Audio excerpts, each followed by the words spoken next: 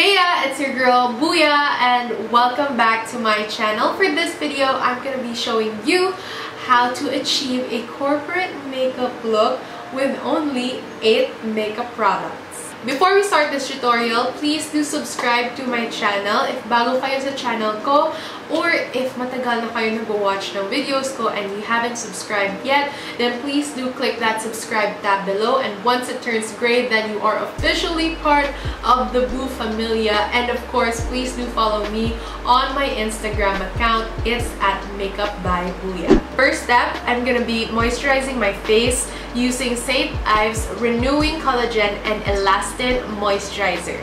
I featured this moisturizer in one of my videos. The link will be here. Madami sa inyo, mga Boo Fam, bumili agad ng St. Ives after watching that tutorial. Kahit walang primer, maganda siya. Maganda yung effect ng makeup sa skin. This is the best moisturizer I have tried so far. And guys, I have dry skin. And when I use this first thing in the morning, throughout the day, my skin doesn't feel dry. When I walk in sa places na may aircon, my face doesn't feel like it's gonna crack or something.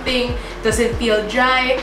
It feels like normal lang siya. So what I like to do is binabaliktad ko siya para yung product pumunta sa lid, and dyan ako kukuha ng product para hindi ma-contaminate yung the rest of the moisturizer. Dito ako sa lid kukuha.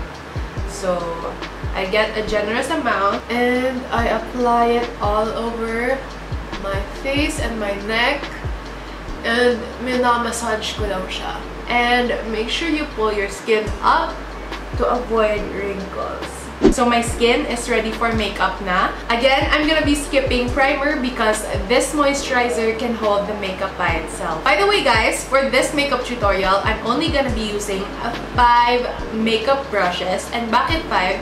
Because I want to simplify things for you guys para hindi kayo ma-intimidate. Bakit ang daming brushes? Bakit ganito? May tapered brush, may precise, may flat brush, may ganyan. So the essential brushes that I recommend you to have for your everyday makeup are powder brush, contour/blush brush, a foundation brush, a small foundation brush, but I use this for concealer, and then an eyeshadow brush. 1 eyeshadow brush. So, ito yung pinaka-essential brushes for me for everyday makeup. For my concealer/foundation, I'm gonna be using BILENA Advances Studio Finish Stick Foundation in the shade Cream.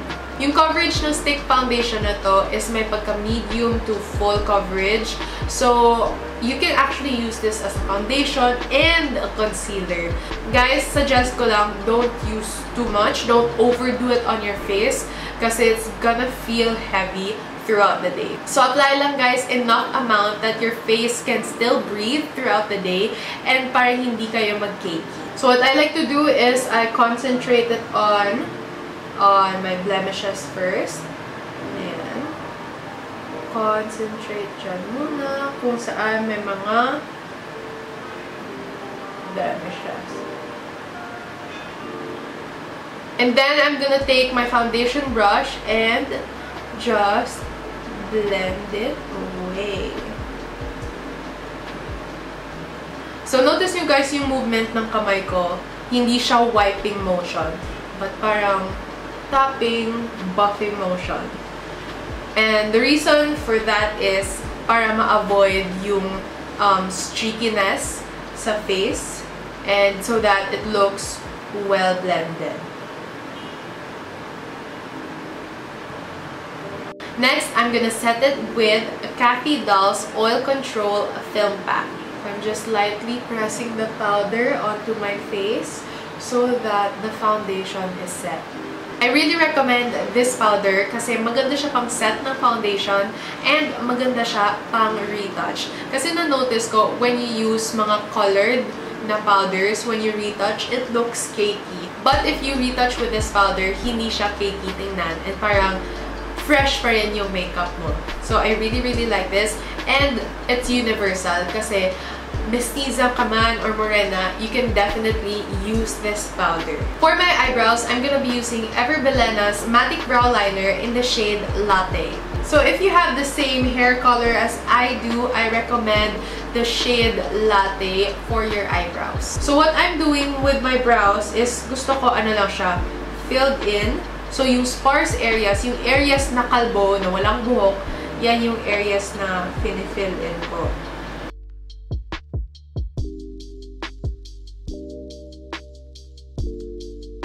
Ayan. So, na-frame na yung face ko with my kilay. Ayan. I feel me again. Thank you, eyebrows. You're back. So, this is how I prefer my eyebrows to look like for work or for everyday makeup. Hindi siya gaano ka-bare. Hindi din siya gaano ka-glam. So, for work or for corporate world, especially for the corporate world, you have to find that perfect balance na hindi siya bare, hindi din siya super out there na distracting sa employees or sa boss ninyo or sa clients. Nasa middle lang siya.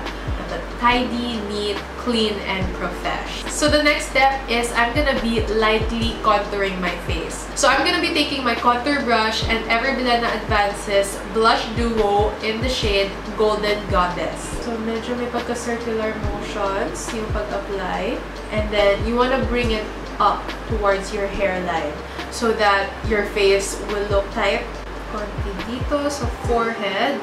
If you have a big forehead like I do, you have to apply some contour.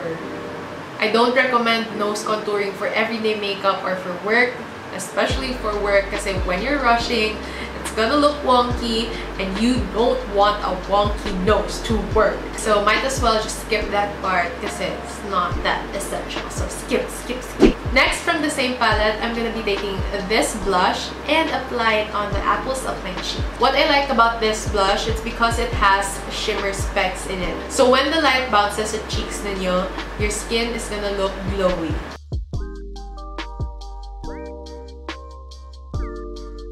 The next step is optional, but if you want to use an eyeshadow for work, I suggest the contour shade from the same palette because it's gonna add a wash of color sa eyes ninyo, but it's still gonna look natural. Next is I'm gonna be applying eyeliner using COLOURETTE's INTENSIFEYE in the shade CLEO. What's nice about eyeliners in general is that it opens up your eyes, especially if you add a little wing liner. It's gonna lift your eyes and it's gonna make your eyes look wider. So, hindi siya magmumukhang droopy and tired ng eyes ninyo because of that little wing eyeliner. Next is I'm gonna be curling my lashes and apply mascara using JCat's waterproof mascara. Now for the main event, the lipsticks, of course. So that's the big question. Ano kaya yung lipstick na i-wear ko for work, especially for the corporate world, because you don't wanna seem intimidating or you might want to show power. I will be wearing 2 lippies for this video. So the lippies are all from Colorette, their Velvetints collection. So we have the shades Rosé and RSVP. So first, I'm gonna be wearing Rosé. So if you want to keep it low-key, so work ninyo, but still pretty, then this is the shade that I recommend for you guys. Yung peg niyo sa work nito, very darling of the office. Next lippy that I'm gonna be wearing is still from Velvetints. It's in the shade RSVP. So if you're the type of person that you want to exude power through your makeup, then this bold red lippy is the way to go. It's super striking, it's so beautiful, and it lasts the whole day. And guys, please do comment in the comment section below kung ano yung mas favorite nyo na shade for work. Is it Rosé or RSVP? Or if may go-to kayo na lipstick brand or shade for work, then please do comment it down below. Thank you guys so much for watching this corporate makeup tutorial video.